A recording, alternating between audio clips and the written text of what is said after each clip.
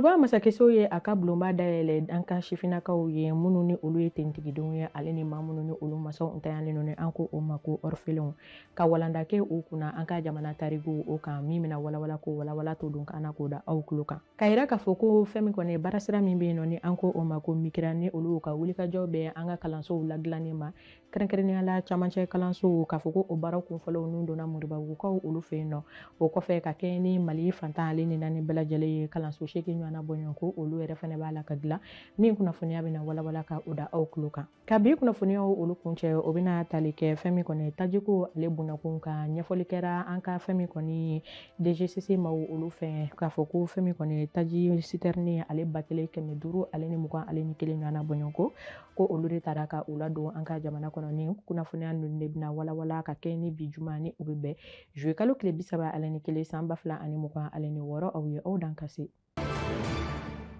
bi kunnafoniya ale bɛna dayɛlɛ ni an ka tariku olu ɲɛfɔli ye fɛn min kɔni jamana kɔnɔdenw ye kɛrɛnkɛrɛnnenya la an ka sifinw ka kɛ ni kunu ko alamisa ni o tun bɛ bɛn juillet kalo tile 30 san 2026 Kuluba masakɛso la ka yira k'a fɔ ko bulonba ko o dayɛlɛna denmisɛnninw ye denmisɛnnin minnu ni olu ye finitigidenw ye k'a yira k'a fɔ ko fɛn min kɔni ani maa minnu ni olu parents olu tanyana k'a fɔ ko ɲɛfɔli ko o taara ka kɛ u ye walanda ko bunakun kan ka kɛ ni fɛn min kɔni u bɛ vacances min na san 2026 o ko kɔnɔna ka se ka ɲɛfɔli kɛ u ye an ka fintigilakaw olu ka lahalaw ka ale ni jamana lahalaw olu la o nasiraw olu fɛ ko o baaraw kɔni n'u taara ka u don ka u kɛ an ka ministre secrétaire général de la présidence ni o ye dɔnnifa Ali Huseni Jawara ale kɔni ɲɛma fo ka taa se fɛn min kɔni intendant des palais ni o ye lieutenant colonel Alassane Kunanji ye ka yira k'a fɔ ko fɛn min kɔni sifin ninnu ye ɲɛ sɔrɔ kalanko la mun bɛ tali kɛ an ka jamana ka kunkanko kibaruyaw olu kan an ka jamana ka tariku olu kan ni o belebele dɔ bɛ kɛ Kuluba masakɛso yɛrɛ ye ni o kɔni taara ka o jɔ san 1902 olu wagatiw olu la ka yira k'a fɔ ko fɛn min kɔni yɔrɔ yira kɛra u la ni o bɛ tali kɛ Kuluba yɛrɛ masakɛso la u ka taa fɛn min kɔni a yɔrɔw dogolen ni ka taa olu bɛɛ lajɛlen ta ka u lajɛ ni o baaraw taara ka o kɛ cabinet président o yɛrɛ fɛnɛ ka yamaruyaw olu kɔnɔna na ka yira k'a fɔ ko grande chancellerie ani fɛn min kɔni ye structure tɔ minnu fɛn fɛn bɛ yen nɔ ni olu rattachelen don k'a fɔ ko o bɛɛ lajɛlen ni ɲɛfɔra u ye walasa ko nin bɛɛ lajɛlen kɛra ka fasoden ɲumanya kanu ka o don denmisɛnw na ale ni fɛn min kɔni lakana u ka se ka sabati jamana kɔnɔdenw ni jamana ka sɔrɔtaw olu bɛɛ lajɛlen na ni an ko o ma ko des biens publics o sɔrɔla kunnafoniya na ko walawala ko da aw bɛɛ lajɛlen tulo kan baarasira min bɛ yen nɔ ni an ko o ma ko mikira ni ale kɔkɔrɔma donnen don banque mondiale fɛ ka kɛ ni nafolo kasabi ye min bɛ taa i jɔ sefa wari miliyɔn 720 ale ni 20 ɲɔgɔnna o bɔɲɔgɔnko la ni o wari nafolo kasabi bɛna taa ka o don an ka kalanso olu ladilanni na kɛrɛnkɛrɛnnenya la camancɛ kalanso ni an ko o ma ko lycée k'a fɔ ko o baara kunfɔlɔw ko olu nun donna Moribabugukaw olu fɛ yen nɔ ka kɛ ni an ka minisiri min ka baara bɛnnen don kalanko sabatili bunakun ma anw ka jamana kɔnɔ ni o ye Amadu Sisa Vane ye ni ale kɔni o birikiden fɔlɔw ka o ta ka o da Moribabugukaw olu fɛ yen nɔ ka yira k'a fɔ ko nin baara min ni a talen filɛ ka a nun don kalanko dilanni nasiraw olu fɛ ko a tɛna da Moribabugu dɔrɔn ma k'a fɔ ko kalanso 8 ɲɔgɔnna bɔɲɔgɔnko ko o de fɛnɛ bɛ ka taa ni ka o dilan yɔrɔ caman na kɛrɛnkɛrɛnnenya la ka yira k'a fɔ ko kalanso 6 ɲɔgɔnna bɔɲɔgɔnko o talen bɛ ka o kɛ yɔrɔ la ni an ko o ma ko kurale fo ka taa se Bɛlɛkɔ Kiɲa ale ni Molobala fo ka taa se Kɔna ani Ningari ma ka yira k'a fɔ ko 2 ɲɔgɔnna bɔɲɔgɔnko ko o bɛ ka taa ka kɛ nafajikaw olu fɛ yen nɔ fo ka taa se tɔgɔ yen yɔrɔ kofɔlen o ma o sɔrɔla kunnafoniya na ko walawala k'o da aw bɛɛ lajɛlen tulo kan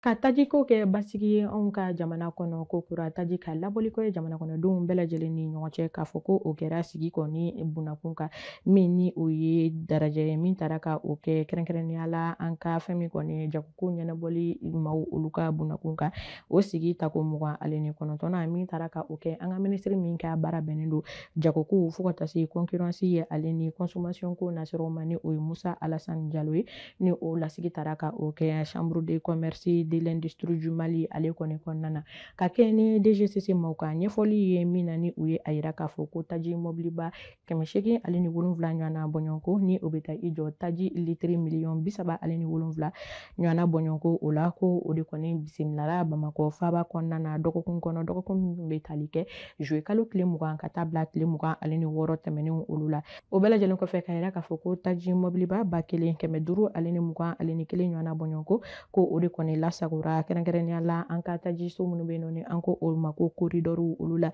jamana fantan ale ni naani bɛɛ lajɛlen na ka yira k'a fɔ ko o bɛna kɛ sababu ye ka dɛmɛ belebele ka o don fɛn min kɔni ye taji feerebaw olu ma walasa tajiw olu ka se ka labɔli kɛ an ka tajisow la maaw ka se ka sɔrɔ ka taa u ka magoɲɛbaaraw ni ka olu kɛ ni a ye o sɔrɔla kunnafoniya na ko walawala ko da aw bɛɛ lajɛlen tulo kan.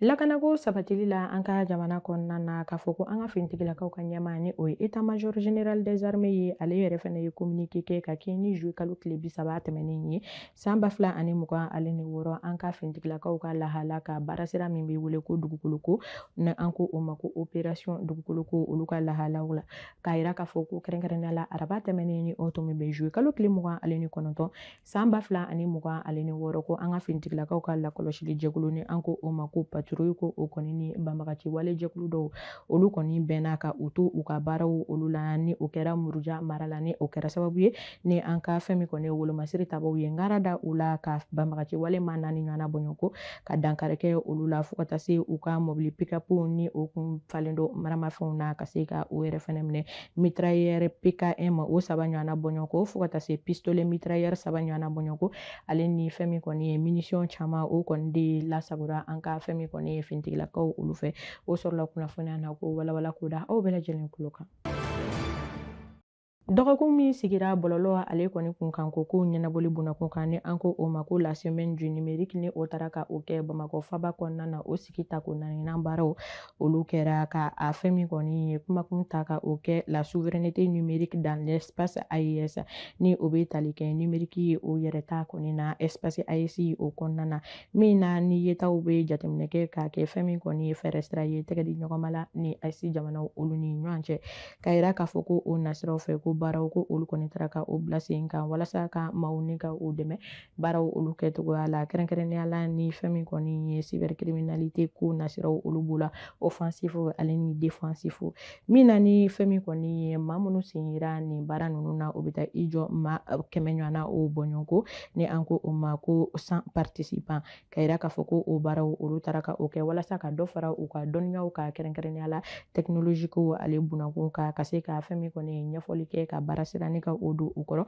ni o bɛna kɛ sababu ye ni baara ninnu bɛ se ka kɛ fɛn min kɔni numérique kan a kɛcogo ɲuman na cogoya min na o sɔrɔla kunnafoniya na ko walawala ko da aw bɛɛ lajɛlen tulo kan.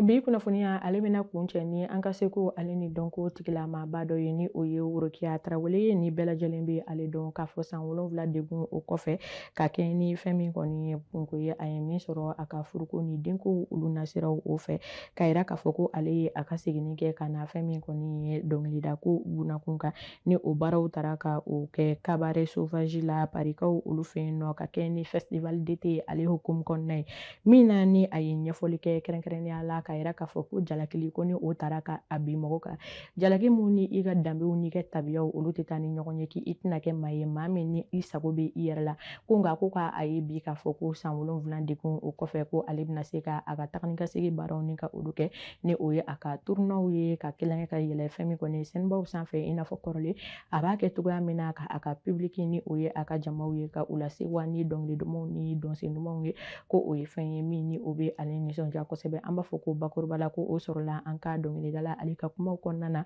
ka kɛ ni a ka nin concert min ni o taara ka o kɛ fɛn min kɔni ye parikaw olu fɛ yen nɔ o lahala ko bunakun kan ka o walawala k'o da aw bɛɛ lajɛlen tulo kan.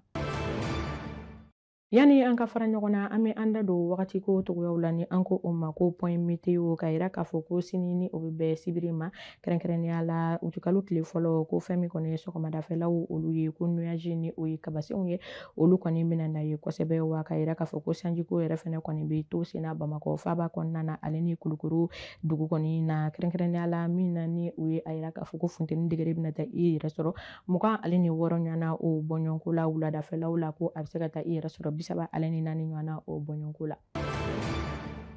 Nin bɛ dan sigi aw ka kunnafoniyaw la bi Tamtam TV jabaranin sanfɛ aw ye aw sɔgɔlen to an na aw tɛ fɔ aw jigi kɔ an b'a fɔ ko aw k'an bɛn wagati wɛrɛw la wasalam.